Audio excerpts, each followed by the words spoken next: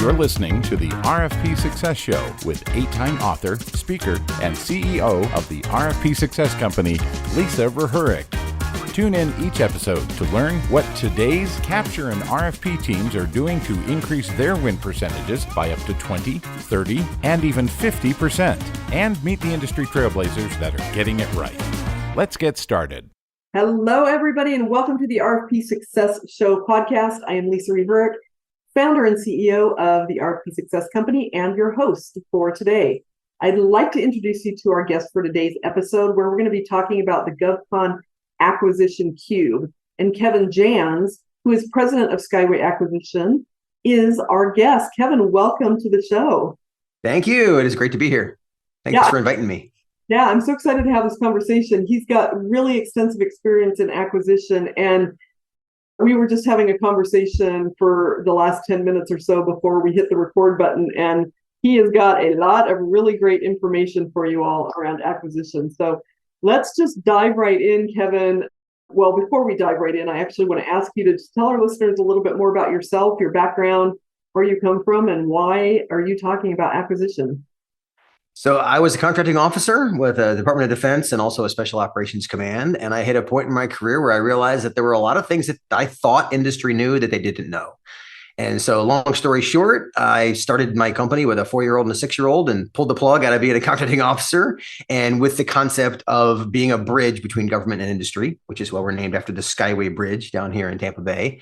And the idea is, if there are things that you wish you knew about government contracting from the contracting officer's point of view, that's why people talk to us. We fill in that gap of how does the government buy? We know the government does buy things. We know the economic decider funds things. We know that the customers need things, but how do the purchases get done? What vehicles, why evaluation criteria are used, all those things. That's the nexus of what we are. And that's turned into a couple of books, turned into a podcast, a contracting officer podcast, and a whole lot of events like this. And so there's a team of 10 contracting officers on our team now that have a variety of experience to help people navigate this space and understand it from the contracting officer's point of view. So it's so important, right? Because a lot of times people just jump in, they dive in, they say, we're going to bid on these things. They look at an RFP, they respond to questions, but don't always fully understand the back end of what's happening and the mindset of contracting officers and the process and all of that. And one of the things that we were talking about before we hit the record button was the 3 deciders. And I love this conversation because I think there's a lot of juice in here, and this is going to spin off a whole bunch of questions. But why don't we start with talking about what are the 3 deciders and what does that even mean?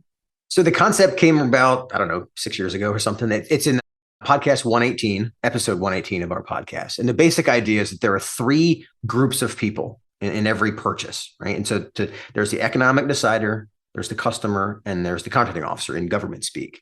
But to help you kind of grasp them, if you and I are buying a car, right? We're the economic decider because we're going to decide if we're buying a car. And then we're the customer because we're deciding what car are we buying? Buying an SUV, we're buying a Corvette, buying a convertible. What are we buying? And then there's the procurer that in the government speaks contracting officer. That's the person that actually knows how to buy it. Is it going to be a lease? Is it going to be a purchase? Who can sign the actual contract? And so those 3 deciders apply everywhere. If you sell in business to business, you recognize these. There's the person that manages the budget, economic decider. There's the customer who wants your stuff. And then there's the procurement office, right? Here's the big difference. In the government, by definition, the economic decider, also referred to as the funding activity, and then the customer or the user activity, right? The requiring activity. There are 2 of the 3 sides. And the bottom is the contracting officer. The key difference, the contracting officer doesn't work for the other 2. And so imagine if you sell into a small business and the CEO says, buy this. The procurement folks who work for the CEO are going to say, okay, they may be a yield sign. They may slow the process down, but it's going to happen. It may be 5% process and 95% relationship because the CEO said, buy it. Compare that to my experience in the Department of Defense. When someone talks to the funding authority, say it's an Army colonel, I'm telling a story from my own experience, and the colonel says, go ahead and buy this, Kevin. And because it was made in China and it wasn't a commercial item, I can't just buy it. There's a path that I have to go through, right? So I can't just say, yes, sir. Now I found a way we got it from a different vendor that was US based, and it's a whole different conversation. But I find a way to get there because I'm trying to support my customer. But the big issue is I can be a stop sign. If that vendor says, I sold this to the government because the economic decider told me they were going to buy it and the customer wants it, that's not necessarily good enough. You need all three of them. Otherwise, you end up with something that the customer wants, that the economic decider wants to fund with no way to buy it. And if you've sold to the government for a long time, you've probably walked into that trap. And what happens is the contracting officer is being difficult. I'm being this brick wall. And it's not on purpose, not because I just want to be mean. It's because my job is to make sure this is done properly, legally, ethically, all that fun stuff. And if I can't do that, then you haven't got all three deciders. And so that's where that concept comes from. Yeah, I love that so much because I think a lot of times we forget that there's multiple fingers in the pot. And we've had clients before that say we've got a really great relationship with, with the agency. So we do a lot of state government, right? So we've got a really great relationship with the agency. And then they go through everything and they get scored a lot lower, or sometimes, the outcome isn't what they wanted it to be. And it's because procurement has a piece of the puzzle. How much control would you say procurement has, or is that just a loaded question because it depends? It's a great question because it's loaded, but that's half the fun. Solving unique puzzles is what I do, right? So yeah, it depends. But what it depends on is multiple variables. For example, how big is the contract? Is it a commercial item? Is it being bought through simplified acquisition procedures? Or like if it's bought on a government purchase card, if you're buying if I as a government person, if I'm buying a $6,000 commercial item with a government purchase card, contracting officer is not involved with that at all. If I'm going through simplified acquisition procedures for a $150,000 action, and again, if it's a commercial item and I can see that it's a reasonable price, I'm involved, but only so much as the customer told me, yes, this is a good thing to buy. If it's a modification or if it's a delivery order, an IDIQ contract, I'm involved as much as needed to be able to move the item through the actual contract. Zoom out for a second and say, okay, this is a recompete of an existing contract. It's a new requirement. If it's something that's going through an actual bid process, hence RFP Success Show idea, it's something that's going to be on a proposal. The contracting officer could have a lot of control. I say could have because it depends on what acquisition strategy they're using. If this is something that we've done before, if this is a professional service that most of the expertise on whether or not it's done well is going to come from the customer or the economic decider, and the contracting officer I'm going to take their lead. But if something I'm looking at that there's no past performance, you've never done this before, and the customer says, hey, these are the three companies that should be able to do it, set it aside for small business, and I look at it and go, none of these companies had experience doing this. I'm going to have to award this twice because they're going to mess it up. Is that a fair assumption? Probably not, but it's the one that I've made a couple of times looking at your website and going, I don't think you can do this, right? And so that in that scenario, I have a lot of control because at the end of the day, this sounds really arrogant, but this gives you a sense of how contracting officers can be difficult. At the end of the day, my name's on the contract. Right. If you Google my name, if you FOIA, I still have, this is going to sound dramatic, I've had people FOIA me. By the way, that's to be able to get the access to public documents, like 8 years after I signed a contract. 8 years. The program manager, the economic decider, all the folks, everybody else that was involved, their name wasn't on the contract. So they're not the one that literally got the call from Politico. Actually happened, right? So it gives you an idea of that's the sense I have is like, my name's going to be on this thing. If it goes badly, I want to hear about it for a while. Right. I'm a human. I want to avoid a headache, right? So if I feel a headache coming, then I'm going to exert some of that control and say, wait a minute, we can't use this evaluation criteria. Wait a minute, this doesn't sound like real past performance. Wait a minute, this isn't a fair and reasonable price. All those things that I can lean into. But if those are explained well through the customer, or I can, best case scenario, I can copy and paste some documentation from a third party that says, yes, this is a reasonable price. I'm going to keep going because when I get that call from Politico, which again happened, I'm able to defend myself and say, look, I looked it up. So that you get the sense for how this can be a real rabbit trail of frustration. Yeah, it's really interesting. And, you said something that I know I had mentioned too is a big hot button for me is that we need to remember that contracting officers are human beings. And everybody that is buying on the buying side, they're human beings. And I think when we respond to RFPs, a lot of times we're not thinking about it that way. We're just kind of robotically answering the questions to the government, if you will, and not thinking about the fact that there's this real human on the other side. And we're going to talk about that a little bit more a little bit later in the show. But something else that you talked about that I'd love for you to kind of go into some detail around is the kind of technical sale versus the business sale, and how that just every listener, just so you know, he's going to be referencing some episodes of his podcast Those will all be linked in the show notes, so you'll be able to access those. If you're trying to take notes quickly and not catching it all, it'll all be there. So tell us a little bit about technical versus business sale. So the technical sale is the customer has said, yes, I want this. So you've built a relationship with the agency, you have a solution that they want, and they say, yes, I want to buy this from you. They're not trained on how to buy. They don't, and they probably don't have the authority to buy, again, unless it's a government purchase card and they can just swipe. But if it's something that it might need to be competed, there needs to be a sole source justification. If it's not, even if it's through an 8A contract without any competition, it's still, that decision has to be made by somebody, right? Well, that somebody's a contracting officer. So that's the business sale. So when you think in terms of when you're selling, you have to sell to both. And that's we talk about this in episode 222 of our podcast, as well as other ones, but that's really the one that focuses specifically on this topic of getting the technical sale is half the relationship, is getting that government customer say, yes, I want this. Yeah. Getting it through procurement. Again, if you're selling to a private company, that might be easy, because once you've gotten the person with the budget and the owner of the company to say, yes, I want this, because that's a lot of what I sell to is companies, right? So a lot of the companies, once they say, holy moly, you have 10 former contracting officers that we can call whenever we want. Yes, I want that. We march down to procurement and we turn into some kind of a retainer. That process isn't the same with the government. It's like when we're selling to the government, it's a whole different conversation, because now they got to, what makes you unique? We have to justify how it's unique. It's this whole different process. The business sale in the government is different than the business sale in a company. And by the way, for those of you who sell to large companies, like Fortune 100 companies that have their own processes for how they actually buy, you get what I mean. Because the business sale, and I'm not going to drop names, but like a Fortune 10 company, they've got their own process, right? So you get it. There's a whole business sale to sell, $5 million to a Fortune 10 company. It's not the same as a government, but it may, having done it, it feels kind of close sometimes. Right. Yeah, some of those large corporations can have some pretty intense processes, just like the government. And correct. I love how you know the episode numbers for these things. I don't know if you know all of them or if there's just a certain number of them, but I'm totally impressed by that, because I don't remember episode numbers really at all.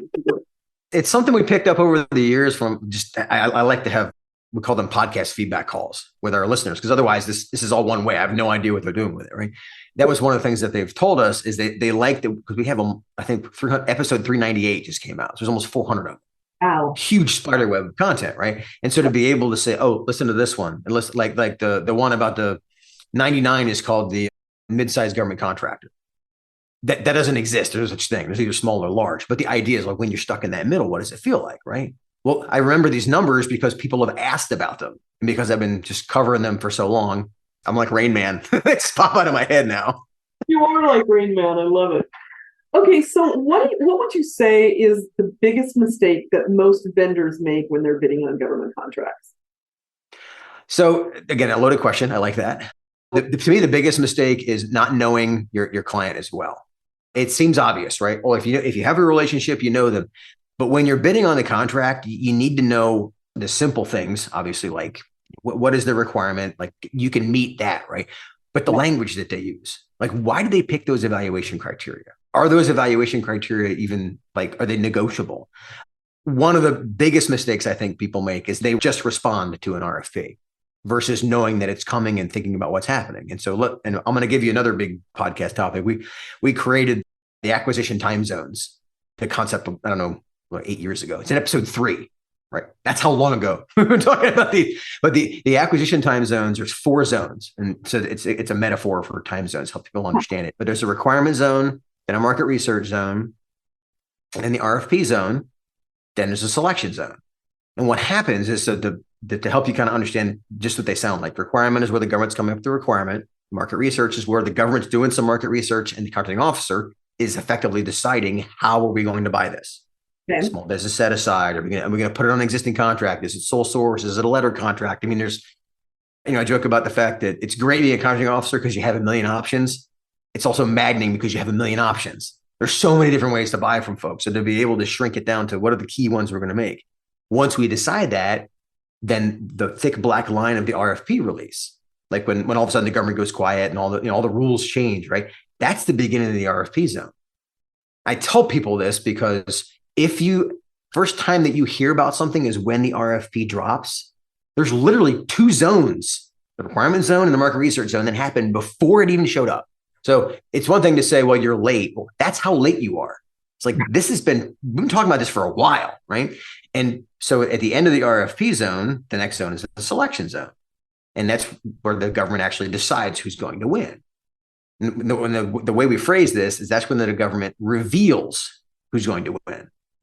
Because if you weren't in the other three zones, especially if you weren't in the RFP zone, then you're definitely not going to win. But even then, that whole process, all the way from the requirement to how are we going to buy this, who are we going to buy it from, how big is the contract going to be, it's going to be multiple award, like all those questions are decided before the RFP drops.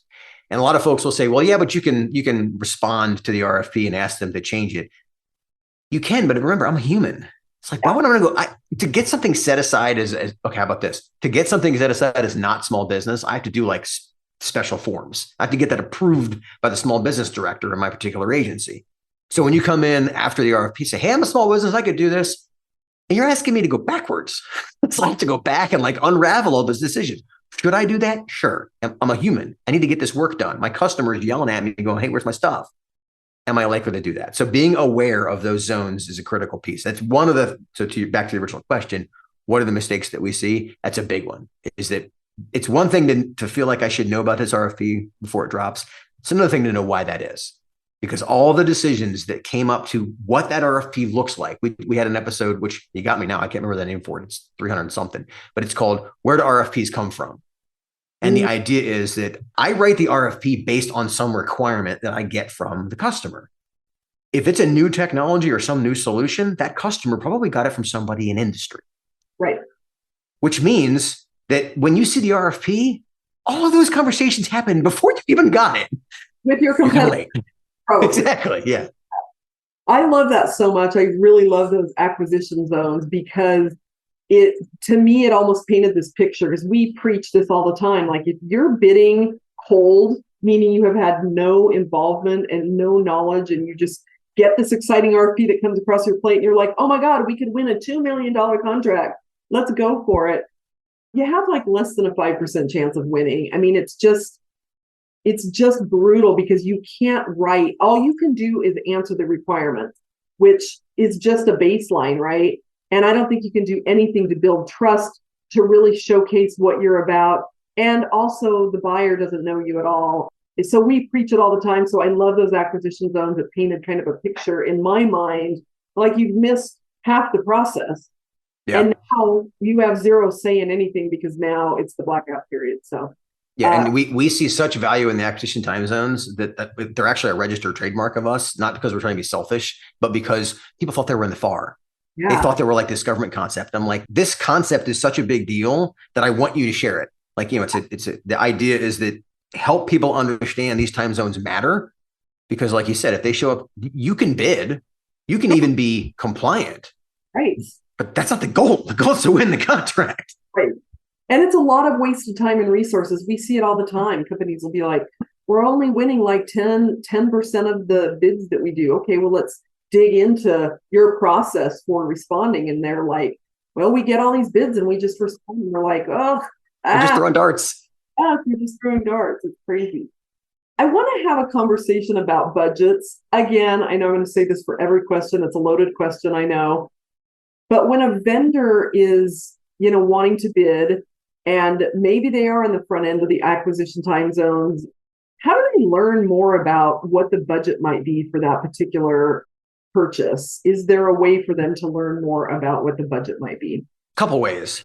Let's go back to the three deciders. All right. So you've got the economic decider. They set the budget. So ask them. They're usually not easy to find, because they're not the ones that could be like the assistant program office director or the acquisition executive, or they're usually going to be, and I'm using military speak, that's most of my job as a contracting officer. They're usually going to be colonels and up, right? They may or may not be as available. The customer, the user, these are the people that want the product, the service, the requirement, the software, whatever it is that you sell. Ask them. They would know. The contracting officer, they're only going to know to the extent that the other two tell them. Because the contracting officer doesn't have any money. As a contracting officer, I don't have any money. I don't have a requirement. I take the money from the economic decider and buy what the customer wants with it. So a lot of folks, people come to me and say, what's the budget for this? And they ask me as a contracting officer. And it's like, if I got it from the program manager, even if I know it, I'm not really sure if he wants me to tell anybody. So it's not my information to share, right? So if they choose to do like an independent government cost estimate, sometimes they'll share the IGCE. That's the formal way of sharing that in a draft RFP or in an RFI to say, here's what we think this is going to cost. Because we're looking to see, based on historical data, we think it's going to be $1 million. And then the industry's like, you can't do that for $1 million. We kind of have to know that, right? But that's the conversation to have with the customer. So my recommendation to folks when you're trying to figure out the budget, the best person to talk to is going to be the customer. And you find the customer tends to have name like program manager or assistant program manager or network director, or they're the ones who are at the trade fair. Those are the ones who actually respond to you because they're collecting the market research that they then give. And I'm speaking in general terms here, that they give that market research to the contracting officer and say, see, it's a commercial item, or see, it's a small business set aside, or see, there's no way this is a small business set aside because of only these companies do it. I'm relying on the customer to give me that, because if I'm the one that's to go out and find if this company can do software development to be able to fix the phased array network, true story, that's a terrifying thought that I'm doing that because I'm going to Google it. I didn't know what a phased array, until I started buying that kind of stuff. I didn't know what a phased array was, right? So that idea of I want the customer is the one you would talk to. So they're going to be the best person for the budget because they're the one who they want the benefit. That being said, contracting officers, and I've done this, we may not want them to share it because we are leery of, well, if we whatever price we tell them, that's what they're going to pick. And I've had that exact happen to me. like the bids come in like $5 under with the estimate, right? So then I wonder, is this actually the price or is this the number that they picked, right? So being ahead of that, one of the best ways to going back to the original question, how do you get some insight on what this number might be? Give the government customer, some understanding of what we're seeing here. This could be $500,000, could be $1.5 million. Where do you think this settles? That's the number that they can go to the contracting officer and go, okay, our number was 900,000. At least we know we're in the realm here. But if you ask me directly as a contracting officer, I'm going to clam up because I'm like, I don't know if I can tell you this. If I tell you 900,000, now your price is going to be $899 and it's not a real price. And I'm all distracted. Again, should I be? I don't know. But I've done it a couple of times. So yeah, and it's also, it kind of goes back to that whole you gotta build relationships with these people. You can't just pick up the phone and call and say, what is your budget for this? In my opinion, right. You need to start building those relationships and having some conversations in those two acquisition time zones long before the RFP hits, or you're not going to know what that budget is. And one of the things to be aware of is that as contracting officers, and again, I'd love to get some feedback from my fellow contracting officers now, but the team that we have, one of the problems that we often run into is we don't understand the difference between a competitive advantage and an unfair competitive advantage. Ooh. In other words, if you know what the price is because you're the incumbent, that's an advantage. To me, that feels like an unfair competitive advantage. Right. One of my core things as a contracting officer is I need to be fair to everybody. So in order to be fair, if I have an estimate that somebody knows, i.e. the incumbent or somebody else that the customer has talked to, I may feel like I have to share it with everybody to be fair. Now, the weird thing about this, now that I've been out for a while and I'm really trying to educate the contracting officers on, there's a difference between the incumbent has an advantage because they've been doing this for a while. They have been documenting what it takes to do the work. That's an advantage. It's not an unfair one. An unfair one is when somebody that they're married to happens to work on the government side and is going to be an evaluator. Okay, that's an unfair advantage, to be able to compare the difference. But a lot of times I found myself talking through this with a customer and just like, yeah, these companies have an advantage. Like they know what the IGCE might be. So, and here's why I'm telling you this, by sharing it publicly, going to your point, if you call up the contracting officer and say, hey, can you post the IGCE? If I do that, everybody knows it. Well, what if the competitive advantage of the incumbent was they're the only one that had that information ahead of time? So be aware of the contracting officer might not know. In fact, I would argue that they probably don't know. I didn't. The difference between an unfair advantage and just an advantage. And things like price and what the price could be and what the budget could be and awareness of what it could be is one of those advantages. Yeah, absolutely. That's great food for thought. Thank you there. Okay, we're going to take a quick commercial break. We're going to be right back. I have more really great questions for Kevin. So bear with us. We'll be back in just a couple minutes. The opportunity to dramatically increase revenue through RFPs has never been better. If you're ready to respond to more RFPs, tap into our team's 60 plus years of combined experience. Our fractional RFP response team becomes your RFP response team seamlessly. For more details, email us at wecanhelp@rfpsuccess.com. All right, welcome back, everybody. You are listening to the RFP Success Show, and we are talking to Kevin JANS. He is President of Skyway Acquisitions, and he has given us all sorts of golden nuggets around the acquisition process and just some really great insights on best practices. So one of the things that we preach to our clients all the time is that meeting the requirements of the bid is not enough anymore, because everybody that's bidding is going to meet the requirements. So talk to us a little bit about that and what acquisition managers expect when they're reading a proposal. Are they looking for just the requirements? Are we speaking out of turn, or are they looking for more? So it's a great question. There's so many different angles. I'll start with the low hanging fruit. All things being equal, we're going to compare on price. So if you're just going to meet the standard, and they go back to what I said a minute ago about if you're expecting the contracting officer to understand the technical solution, that's high risk. The part I understand is the numbers, the money. So all things being equal, I'm going to go on low price. So that's the first problem with just being average when you come in. Can I ask a follow-up question on that real quick? Is there ever a point where you're like, ooh, this price just feels too low? I mean, sometimes when I'm just shopping as a consumer and, these three prices are $100 and then all of a sudden one pops in at $20, I'm totally skeptical that that's going to be the same quality or the same deliverability. Does that ever come into play when you're looking at price? Yes. And so there's a concept of price reasonableness versus price realism. Okay. And so a reasonable price is one that's not too high. A price that's realistic is one that's too low. So to your point, if we expect the item to be $100 and one comes in at $200 and we're looking at the going, is that reasonable to pay that much more? Whereas one that comes in at $5, we're like, ooh, is it realistic? Can they do it for that? Yeah. Here's the scary part. I'm sure I've done this if you look enough of my contracts that I awarded probably an unrealistically low price because I didn't know the difference. Oh. Right? So on janitorial services, perceived to be a simple service, it's not, because you add in things like, how about this? We had one where they were in a skiff.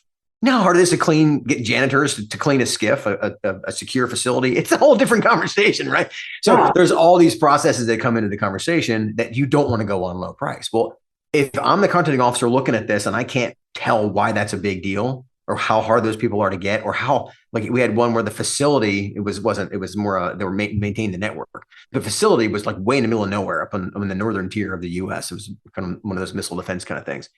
Getting people to go there was its own problem.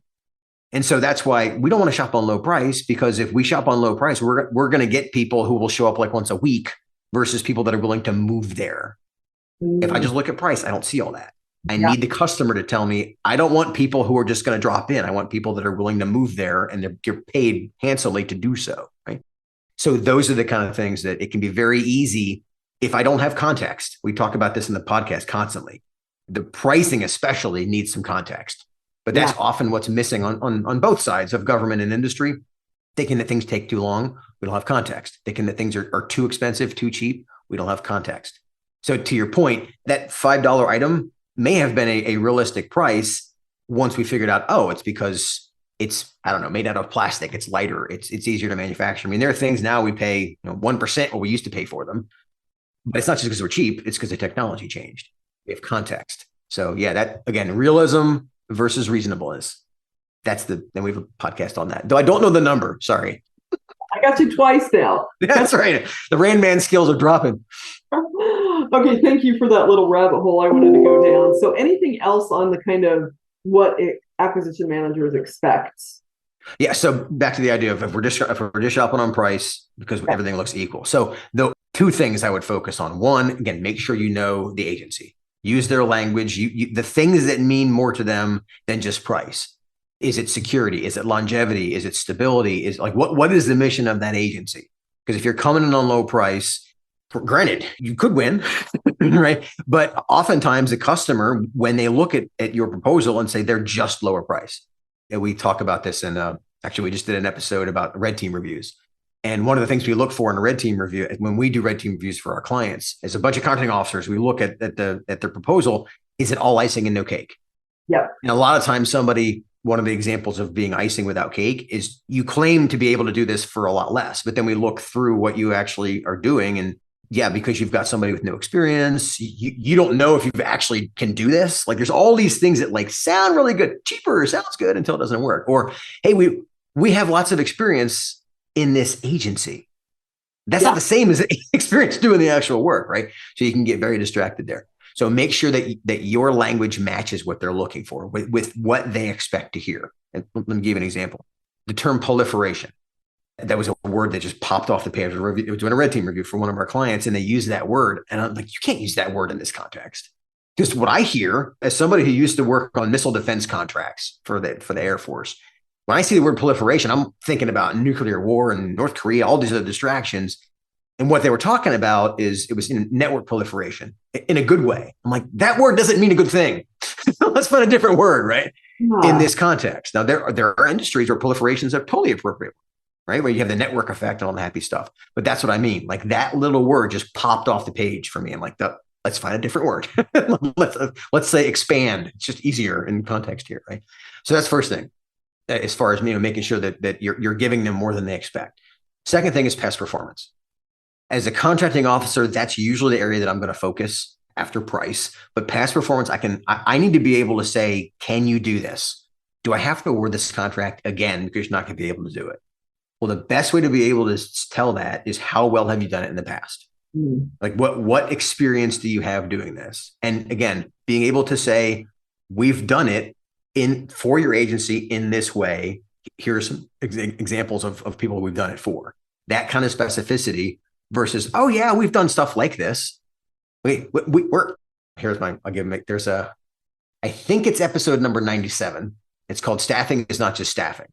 Whoa. And the idea is if you're just throwing, this is going to sound kind of, I don't know, maybe it's the wrong words, but if you're just throwing bodies at this, and it feels like you're like, I can hire anybody. Staffing is just staffing. Somebody actually said that to me during a debriefing. I'm like, if you're seeing just you're throwing bodies at this, given what the DoD does, given what this particular agency mission was, you're not really trying. You're mailing it in. You're just giving me a body. I don't want a body. I want somebody that can really do this, right?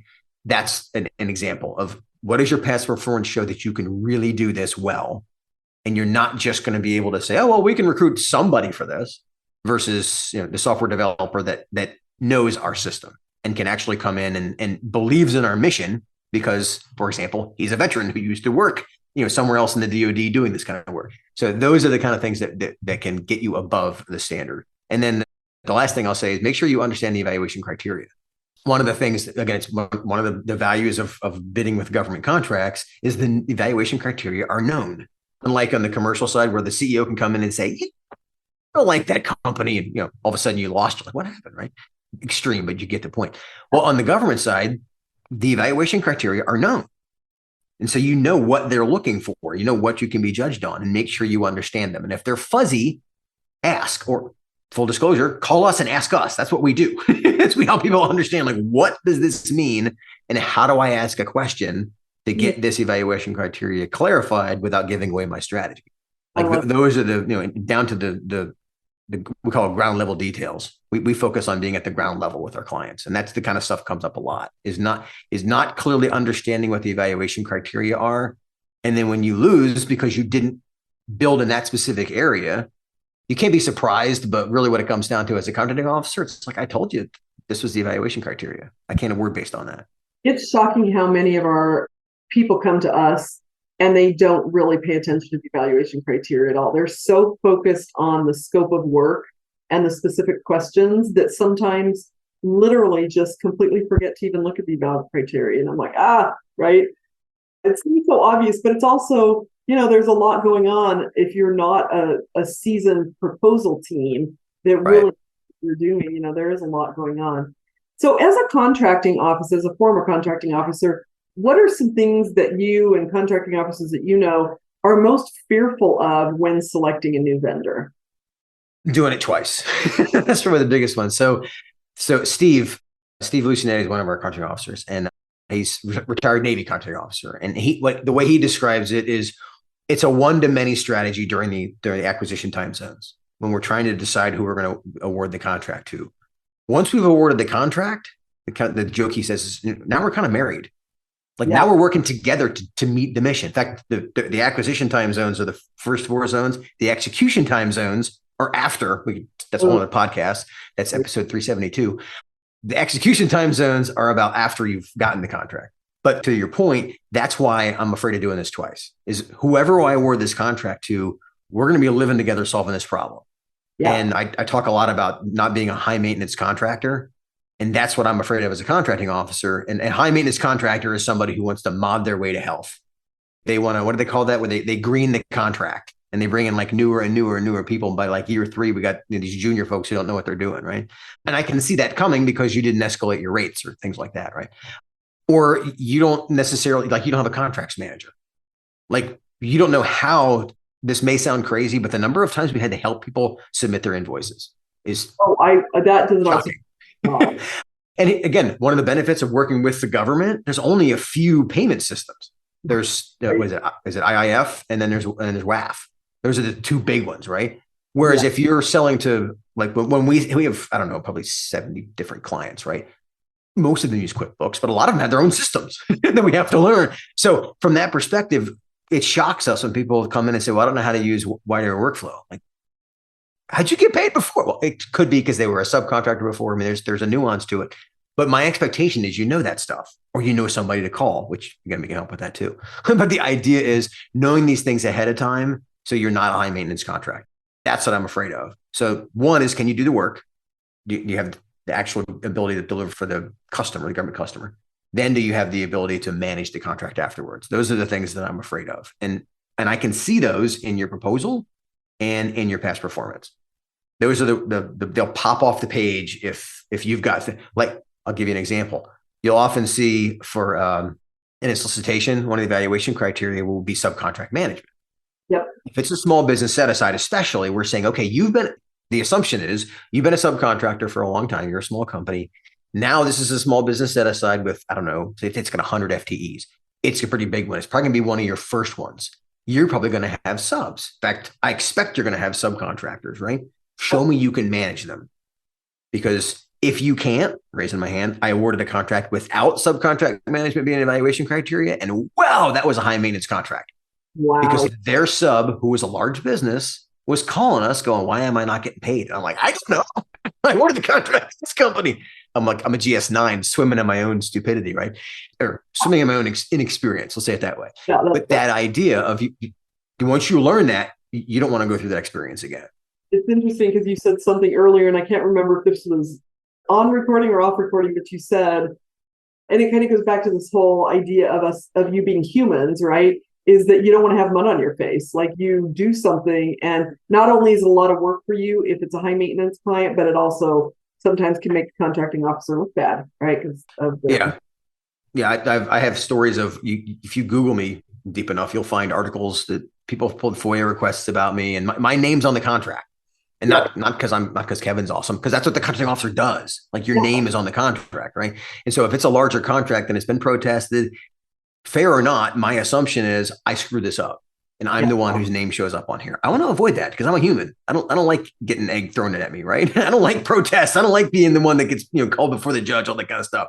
And is it my job? Yeah, doesn't mean I like that part of it. So my point is, I'm going to go out of my way to avoid the heavier lifting part of protests, et cetera, et cetera. And the reason we as industry and government both want that to happen, that's sideways activity. Yeah. That doesn't help the mission. It doesn't help the customer. It doesn't help the government's overall mission of getting whatever the contract is there for, right? So we want to avoid that as much as we can. Fear of walking into those kind of traps as a contracting officer, because my name is on the contract. That's why I'm leery of let's just wing it. No, I don't want to wing it because I'm going to end up having to wear it for years. I love it. Well, Kevin, this has been such an amazing conversation. So much great info. Is there any last piece of advice that you can give our listeners when it comes to them thinking, kind of putting themselves in the shoes of the contracting officers? So this is a big one that I've just developed over the last, 6 months or so. And I'm not even sure if I even put it out yet. So you're getting fresh off the press. Love it. So this is concept of government and industry are supposed to be talking, right? And industry folks love the fact that that the government's supposed to be talking to them. And there's some multiple places in the federal acquisition regulation that say that you're supposed to engage, you're supposed to be engaging industry early and often and all that kind of stuff. Here's the problem. That sounds great until what happens is it feels like that's weaponized against the contracting officer, meaning that like you're supposed to talk to me. Your industry says, government, you're supposed to talk to me. And now if I talk to you, then I get yelled at by everybody else because I didn't talk to them. See what I'm saying? So here's how do we get around that. Don't expect they're going to talk to everybody. This goes both ways. FAR 15.2 says you have to interact with industry. It doesn't say you have to interact with all of industry. Oh, interesting. Okay. So keep that in mind, right? And as a contract officer, I never even saw that. Like one of the cool things about what I do now is I actually read the FAR and apply it more now than I did when I was a contracting officer. Because when you're a contracting officer, you're just trying to keep up. It's like there's a reason like 30% of our listeners are contracting officers because they're like, oh, thank God you looked up the Christian doctrine for me. Now I'm smart on it, right? They're using us to supplement what they do because they don't have time to read this stuff. I didn't. And so the idea is that they don't have time to really noodle through what is FAR 15.2 really saying. And what it's saying is, while it says that government should talk to industry, it also is implying that government doesn't have to talk to everybody. Mm-hmm. And what happens is I've gotten protests. I've gotten yelled at a like right here in Tampa Convention Center because I didn't talk to some small business. And I wish I had said, if I had back in my time machine, FAR 15.2 says I don't have to talk to everybody. Wow. And this goes back to my point about advantage versus unfair advantage. As a contracting officer, I think, well, if I talk to you, I have to talk to everybody because that's what I have to be fair. But if I look at FAR 15.2 and think in terms of what it's saying is you just have to interact at scale and with everybody. You don't have to put every single interaction in a draft RFP. You can have an actual conversation. And then when that company that you didn't talk to calls you or emails you or shows up in your cubicle, all three of those have happened to me, you can say their marketing was better. They got in front of me faster. What do you want me to say? I'll have to talk to everybody. And that's the conversation I think needs to happen more. So that's an upcoming podcast. So that's probably the biggest thing is don't be expecting the government to talk to you all the time, because what happens is the more they think they have to talk to everybody, the more they want to talk to nobody. Because I can't talk to everybody. It's literally impossible. Yeah. So my instinct is, well, I'm not going to talk to anybody then. And then I shut down and then we as a country are worse off because now you've got, like information coming out from an eyedropper, which is not a very effective way to disseminate knowledge. Great point. I love it. Well, how can our listeners get in touch with you? If they want to learn more, they want to connect with you, what's the best way to get in touch with you? The best way, honestly, is LinkedIn. It's Kevin JANS, JANS. Our website is skywayacq.com. And it's named after the Sunshine Skyway Bridge down here in Tampa. And the podcast is the Contracting Officer Podcast. You can find all 398 episodes as of yesterday at govconpodcast.com. Perfect. And we will have all that information in the show notes. Kevin, this has been so great. Thank you for your time. Thank you for all of your great information. We appreciate you being here. No problem. Thank you for the invite. It was great to talk to you in person. Absolutely. Yes, definitely. All right, everybody, make sure if you have not already done so, subscribe to the podcast so that you don't miss an episode. Make sure you tune into Kevin's podcast. A lot of amazing, great information there if you want to really get in the minds of the contracting officers. On behalf of Kevin and myself, I want to thank you for listening to the RFP Success Show. Have a great day, everybody. See ya.